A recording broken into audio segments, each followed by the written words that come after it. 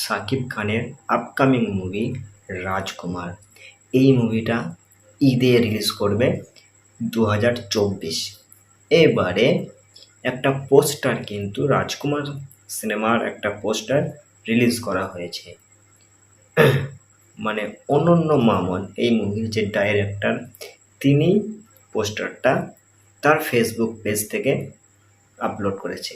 এবারে পোস্টারটা কেমন হয়েছে সেটাই বলবো, আর এর সেকেন্ড সং কবে আসবে সেটাও বলবো। দেখুন, পোস্টারটা কিন্তু দুর্দান্ত লেভেলের, আর একদম টপে এই দিকের কোণে দেখবেন লেখা আছে ঈদ 2024।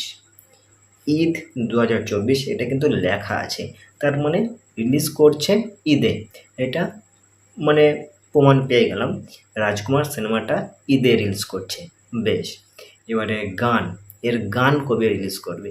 এর গানটা সম্ভবত কালকে অথবা পরশু একটা দিনে রিলিজ করবে।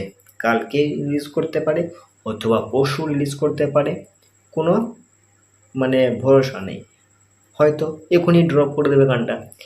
এই যে গানটা রাজকুমার সিনেমার গান, গানটা কালকে রিলিজ করতে পারে সম্ভবত, যদি কাল না রিলিজ করে পরশু দিন রিলিজ করবে।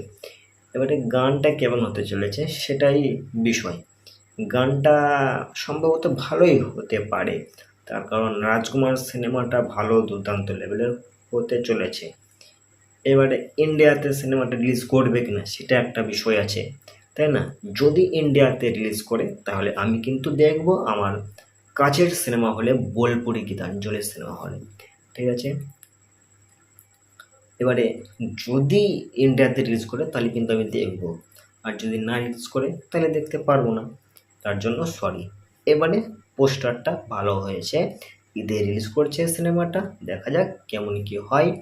আর শাকিব খানের মানে মুভিগুলো যদি লিস্ট বলি, প্রথমত তো রাজকুমার, তারপরে দরদ, তারপরে আপনার তুফান, এই যে লাইন আপে এই যে মুভিগুলো আছে শাকিব খানের, ভালো ভালো দুর্দান্ত লেভেলের মুভি, ঠিক আছে?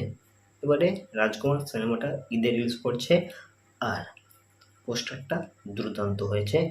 গান কালকে অথবা পরশু রিলিজ করতে পারে।